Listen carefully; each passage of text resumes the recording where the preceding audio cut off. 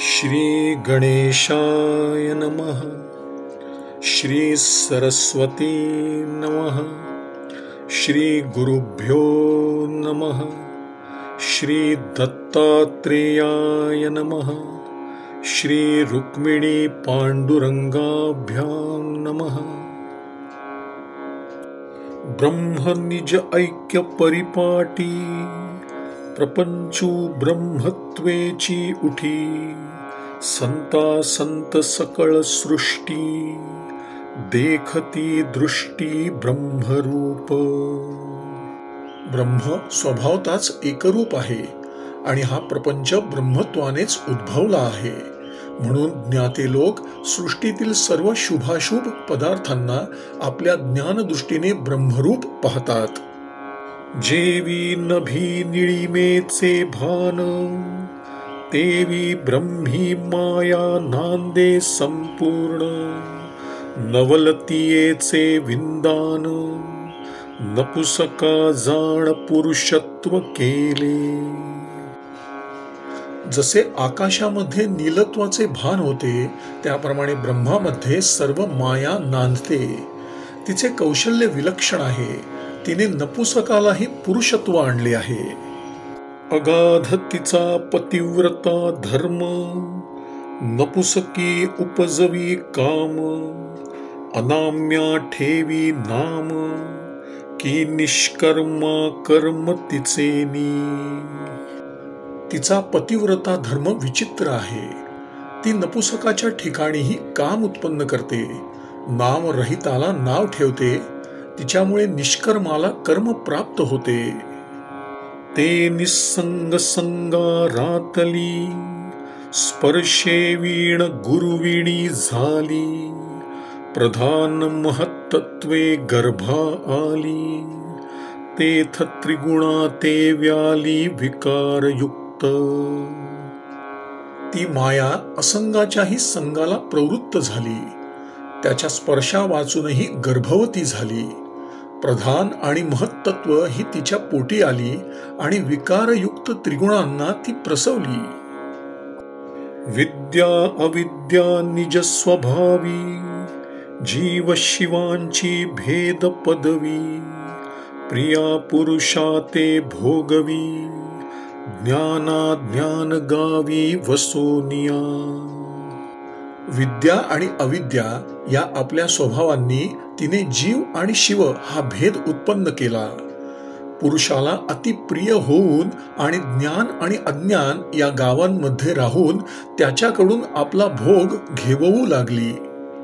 जेवी सुवर्णी अलंकार, तंतू माझी पटाकार, भिंतीवरी भासे चित्र, तेवी माया साकार ब्रह्मी भासे।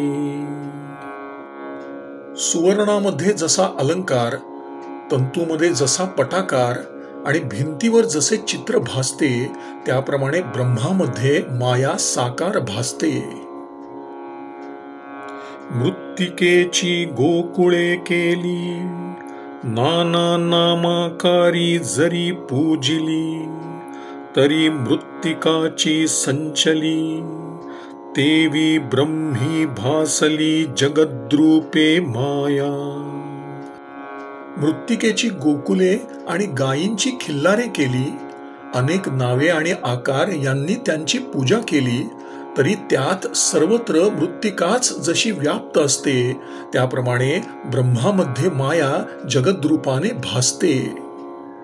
जैशा घृताच्या कणिका, घृतेसी नभती आणिका, तेवी ब्रह्मी माया शक्ती देखा, दावी अनेका अर्थाते। तुपाच्या कण्या जशा तुपाहून निराळ्या नसतात, त्याप्रमाणे ब्रह्मामध्ये अभिन्न असलेली मायाशक्ती अनेक पदार्थांना भासविते। ब्रह्मपूर्वी एकाकी एक, तेची केवी झाले अनेक, तो माया योग परिपाक, विशद अर्थ देख पिप्पलायनु सांगे। उत्पत्तीच्या पूर्वी ब्रह्म एक आणि अद्वितीय होते, मग तेच अनेक कसे झाले? हा माया संबंधांचा परिणाम आहे. पिप्पलायन मुनी हाच अर्थ आता विशद करून सांगतात. मुळी मुख्य ब्रह्म ओंकार, ते एकची झाले त्रिप्रकार. आकार उकार मकार, सत्वादि विकार गुणत्रयात्मक. मूळचे मुख्य ब्रह्म ओंकार, तेच अकार उकार आणि मकार असे 3 प्रकारचे झाले. तेच सत्वादी त्रिगुणात्मक विकार होत. गुणत्रय समसमान, त्या नाव बोलिजे प्रधान. तेची क्रियाशक्ती सूत्र जाण, तेथे प्रगटल्या ज्ञान महत्त्व म्हणती. त्रिगुणांच्या साम्यावस्थेला प्रधान म्हणतात. तेच क्रियाशक्ती सूत्र आहे. त्यात प्रकट झालेल्या ज्ञानाला महत्त्व म्हणतात. अहम ब्रह्म हे पूर्ण स्फूर्ती, ते अहम आले देहाकृती. देहाभिमाने निश्चिती, जीव म्हणती वस्तू ते. अहम ब्रह्म ही पूर्ण स्फूर्ती आहे, पण तेच देहाकाराने परिणत होऊन देहच मी असे निश्चयाने म्हणू लागले म्हणजे वस्तूलाच जीव असे म्हणू लागतात. क्रिया म्हणजे दशधा करणे, ज्ञान शब्दे देवताधिष्ठाने. अर्थ ऐसे विषयांसी म्हणणे, तेथ फळ जाणणे सुख दुःख. क्रिया म्हणजे 10 इंद्रिये. त्यांच्या अधिष्ठात्री देवतांना येथे ज्ञान असे म्हटले आहे. अर्थ म्हणजे विषय, फल म्हणजे सुख दुःख. गुणभूते विषय करणे, जीव भोगता सुख दुःखपणे.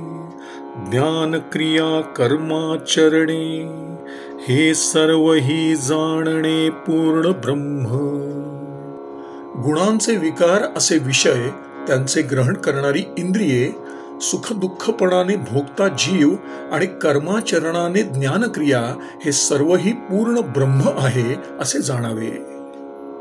साखरेचा फणस प्रबळ, तेथे काटे त्वचा बीज गोळ. अवघी साखरची केवळ, तेवी ब्रह्मची सकळ जगदाकारे. साखरेचा मोठा फणस केला असता त्याचे काटे साल चारखंड आठळ्या हे सर्वही केवळ साखरच असते. त्याप्रमाणे सर्व जगदाकार केवळ ब्रह्म आहे. जेवी पाटाऊ पुतळी कृत, तेथ विषमावयवी समान सूत. तेवी जगदाकारे आकारवंत, दिसे अविकृत परब्रह्म. चिंध्यांची बाहुली केली आणि भिन्न भिन्न अवयव दाखवले तरी त्यात केवळ सूतच असते. त्याप्रमाणे निर्विकार परब्रह्म जगदाकाराने आकारवान दिसते. जग विश्व प्रपंचू नाम, परी ते निखळ परब्रह्म. हा उपनिषदार्थ उत्तम, वेदांती परम परमार्थू तो हा. जगाला विश्व प्रपंच असे नाव आहे. ते शुद्ध परब्रह्म हाच उत्तम उपनिषदर्थ. वेदांतातील परम परमार्थ तो हाच. जगदाकारे ब्रह्म निश्चित, जग अवघे विकारवंत. तै ब्रह्मासही विकार प्राप्त, म्हणती तो अर्थ न घडे राया.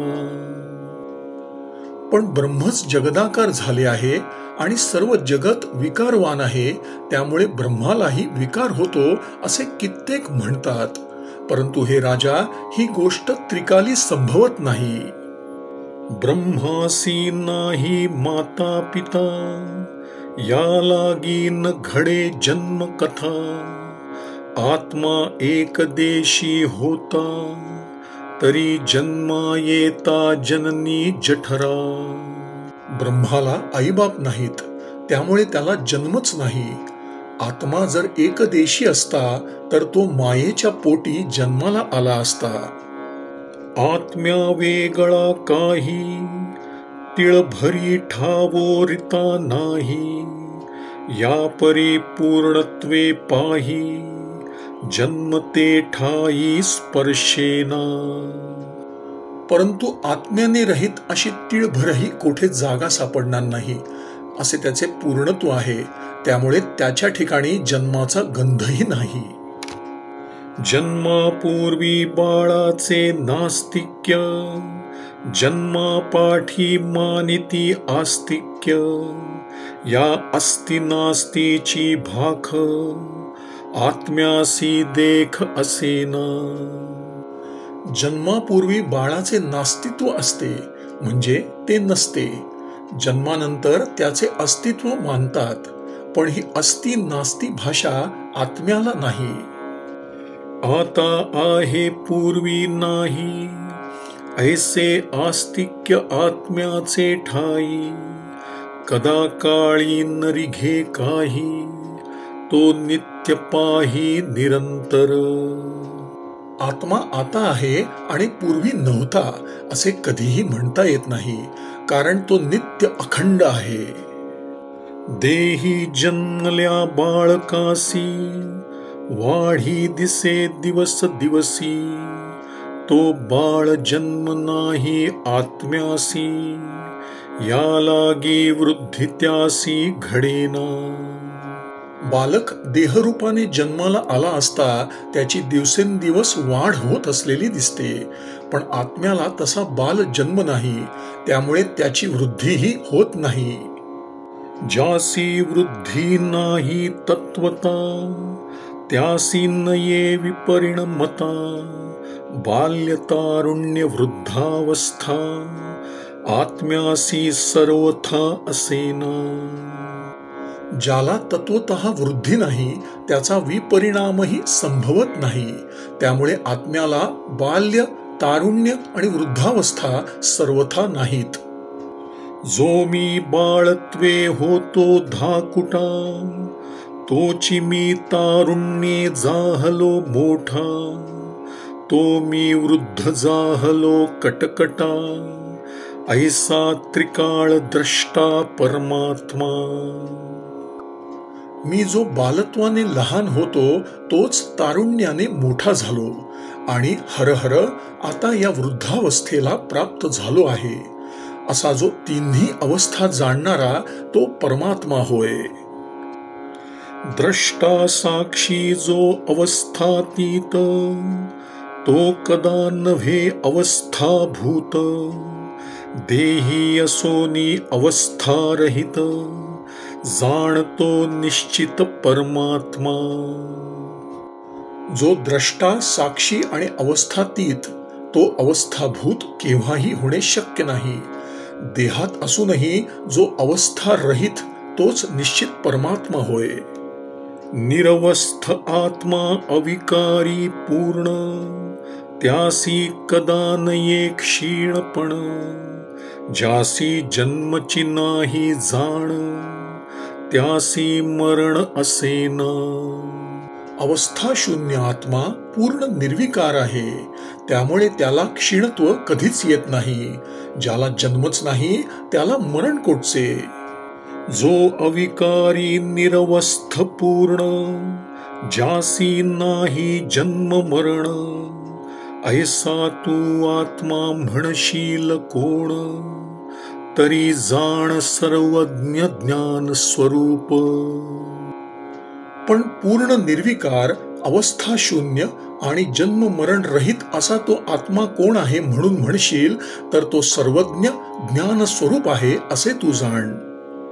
म्हणसी ज्ञान ही क्षणिक असे, घट ज्ञाने पट ज्ञान निरसे. तेथ इंद्रियार्थ वृत्तीची नासे, ज्ञान जैसे तैसे अविनाशी. ज्ञान ही क्षणिक आहे, ज्ञानाचे निरसन होत नसून इंद्रिय विषयवृत्तींचा नाश होतो. ज्ञान जसेच्या तसे अविनाशी असते. तेची अर्थींचा पूर्ण दृष्टांत, जेवी प्राण देहा ते वाढवीत, तो देहोची होय अवस्था भूत, प्राण निरवस्थ जैसा तैसा. त्याविषयीच मी एक पूर्ण दृष्टांत सांगतो. जसा प्राण देहाला वाढवतो, पण देहच अवस्थांनी युक्त होतो. प्राण जसाच्या तसा अवस्था शून्य असतो. प्राणू देहा ते चाळिता, त्यासी न बाधी देहावस्था, आत्मा प्राणा ते चेतविता, त्यासी देहावस्था असेना. प्राण देहाकडून सर्व क्रिया करवितो, पण देहावस्था प्राणालाही बाध करू शकत नाही. आत्मा तर प्राणालाही सामर्थ्य देणार आहे, तेव्हा त्याला देहावस्था कशा असणार.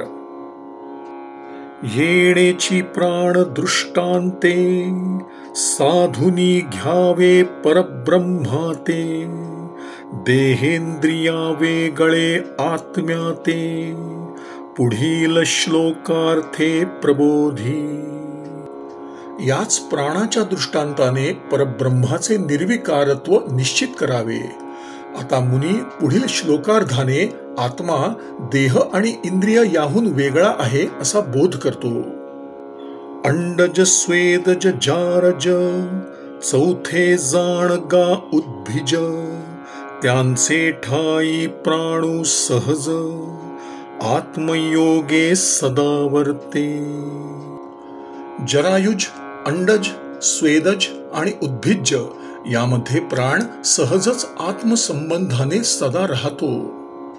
प्राणयोगे आत्मा वर्तता, त्यासी जीव म्हणती तत्वता, त्या प्राणासी न बाधिती देहावस्था, मा जीवाचे माथा त्या कैच्या.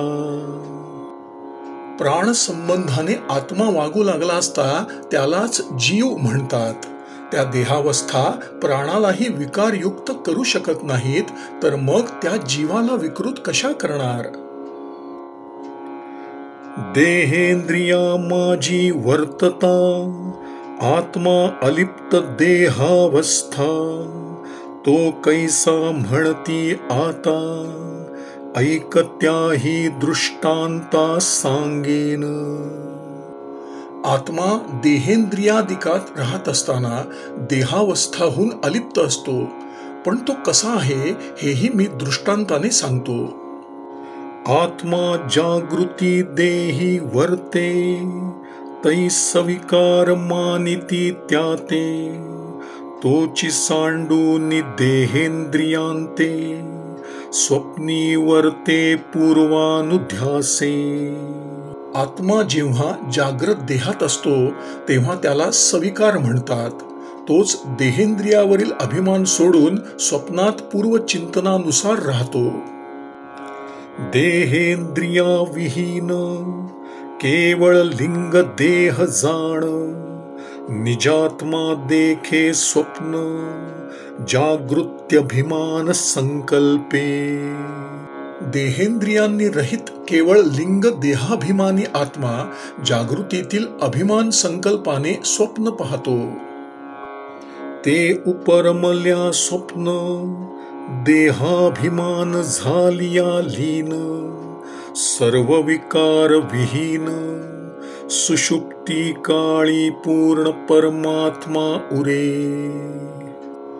पुढे ते स्वप्न शांत होऊन देहाभिमान लीन झाला असता सुषुप्तिकाली सर्व विकार शून्य पूर्ण परमात्मा होतो.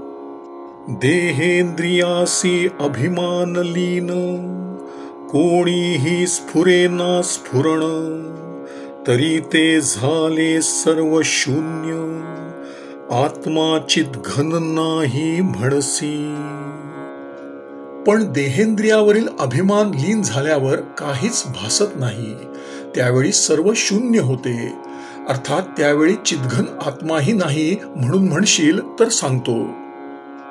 जरी सुषुप्तीसी आत्मा नाही, तरी सुखे निजेलो होतो पाही, हे उपजे ज्याच्या ठाई, तो सर्वथा नव्हे कही शून्य. जर सुषुप्तीत आत्मा नाही तर मी एवढा वेळ सुखाने निजलो होतो हे स्मरण कसे होते. अर्थात ते ज्याच्या ठिकाणी उपजते त्याला शून्य म्हणता येत नाही. तो मी जागृती जागता, तोची मी स्वप्नाते देखता, तोची मी सुषुप्ती सुख भोगता.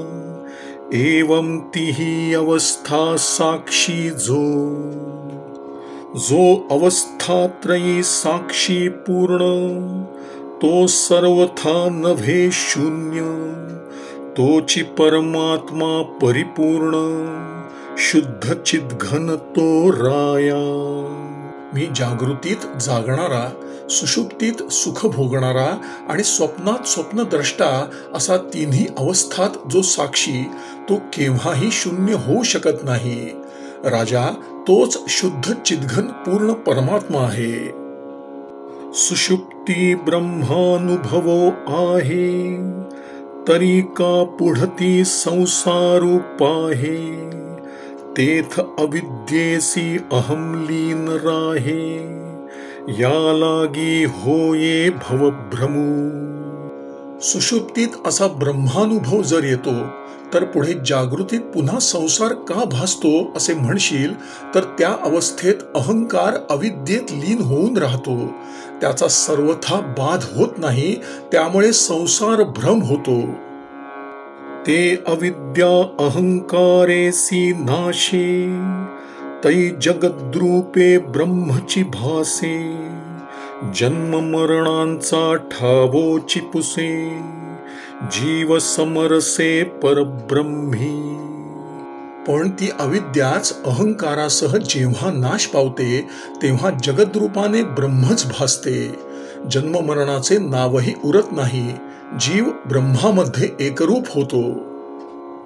तेथ हेतु मातु दृष्टांत, प्रमाण प्रमेय विवर्जित. परमात्मा सदोदित, परब्रह्म निश्चित परमानंदे. त्या अवस्थेत परमात्मा हेतू, दृष्टांत, प्रमाण, प्रमेय, प्रमाता इत्यादिकांनी रहित सदा प्रकाशरूप परमानंद आणि निश्चित परब्रह्म होतो. तेथ सुखावरी सुख नांदे, आनंदू भोगिजे आनंदे. जगदुमदुमी परमानंदे, स्वानंद बोधे संपूर्ण. त्या अवस्थेत निरतिशय सुख नांदते, आनंदानेच आनंदाचा अनुभव येतो. जगत स्वानंदाने दुमदुमून जाते, सर्वत्र स्वानंद बोध भरून राहतो. निरसोनिया निजमाया, ऐसा अनुभवो मुनिवर्या. कै होईल म्हणसी राया, तै भजावे यदुवर्या निष्काम भावे. मायेचे निरसन होऊन असा आत्मानुभव केव्हा येईल म्हणून जर विचारशील तर हे राजा, यदुश्रेष्ठाला निष्काम भावाने भजावे, म्हणजे मायेची निवृत्ती होऊन असा स्वात्मानुभव येतो. निर्विकार स्वरूप प्राप्ती, अवश्य पावणे आहे चित्ती. तै करावी भगवत भक्ती, उत्कटा प्रीती अविश्रम. आपल्याला निर्विकार स्वरूपाची प्राप्ती अवश्य व्हावी असे जर वाटत असेल तर त्याने मोठ्या उत्साहाने आणि न कंटाळता भगवत भक्ती करावी. त्यजूनी पुत्रवित्तेषणेचे काज, जिणवनी लौकिकाची लाज. पद्मनाभ भजने भोज, अति निर्लज्ज नाचावे. पुत्रैषणा, वित्तैषणा इत्यादी ऐषणांचा त्याग करून लौकिकाची लाज सोडून ईश्वराच्या भजनाने लौकिक दृष्ट्या एखाद्या सोंगासारखे निर्लज्जपणे नाचावे. पुत्रवित्त लोकेषणा, त्यजूनी भजता हरिचरणा. तव तव चित्ताचे चैत्यमळ जाणा, क्षण क्षणा नासती. पुत्र, वित्त आणि लोक यांच्या प्राप्तीची इच्छा याच पुत्रादी 3 ऐषणा होत. त्यांचा त्याग करून हरिचरणांचे भजन करू लागले असता चित्ताचे मल हळूहळू नाश पावू लागतात. रजतमादी कर्मजमळ चित्ती बैसले जे सबळ, ते प्रक्षाळती सकळ भक्ती प्रेम जळ क्षाळणे.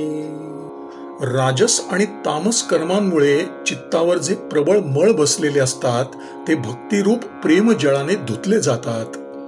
जव जव थोरावे सप्रेम भक्ती, तव तव पाया लागे विरक्ती.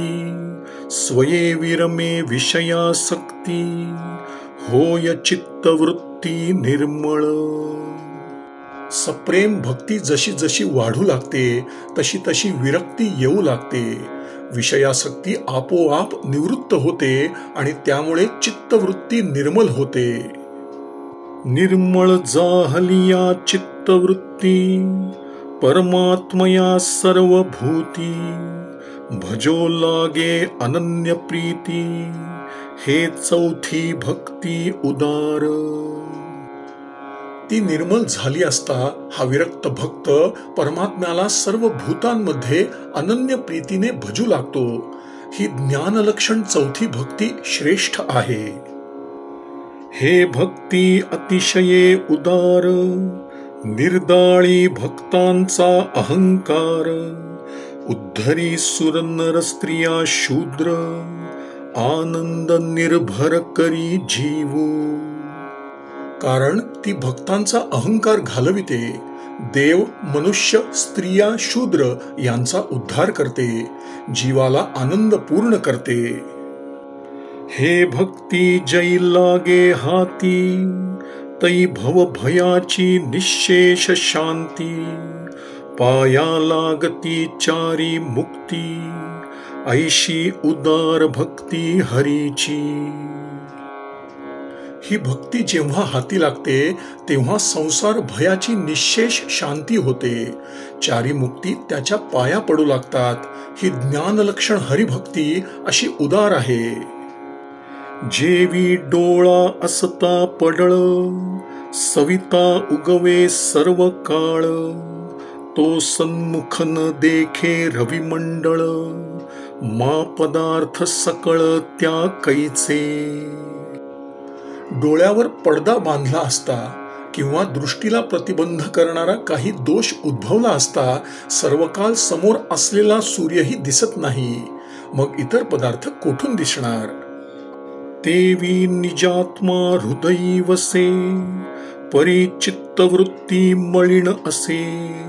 तव परब्रह्मन प्रकाशे, चित्तवासना दोषे दूषित.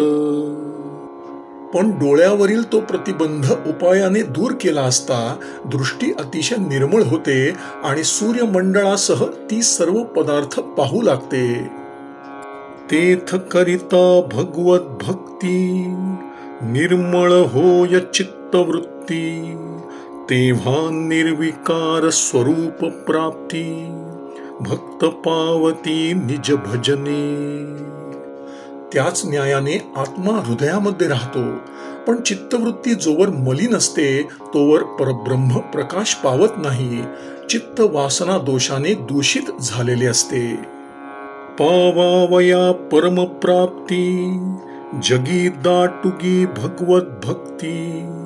ते म्या सांगितली तुझ प्रती, यथा निगुती नृपनाथा. तेथ करिता भगवत भक्ती, निर्मळ होय चित्तवृत्ती.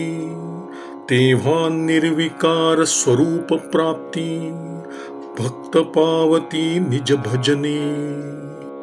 चित्तवृत्ती भगवत भक्तीने निर्मल होते आणि त्यामुळे भक्त आपल्या निर्विकार स्वरूपास प्राप्त होतात. जेवी डोळ्यांचे पडळ फिटे, तेथ प्रकाशेसी सविता भेटे. तेवी कल्पना लोपे प्रगटे, नेटे पाटे परब्रह्म. या जगात भगवत भक्तीच परमात्म प्राप्ती करून देण्यास समर्थ आहे आणि मी तीच तुला यथार्थपणे सांगितली आहे. ज्याप्रमाणे डोळ्यावरील आवरण निघून गेले असता सूर्याचा प्रकाश साक्षात दिसतो, त्याप्रमाणे कल्पनांचा लोप झाला असता निर्विकल्प अंतःकरणात परब्रह्म प्रकट होते. जेथ निर्विकल्प समान निश्चयेसी जाहले मन, त्यासी देही वर्तताही जाण भवबंधन स्पर्शेना. ज्याचे मन निश्चयाने निर्विकल्प झाले आहे, तो देहात जरी असला तरी त्याला संसार बंधन स्पर्श करीत नाही.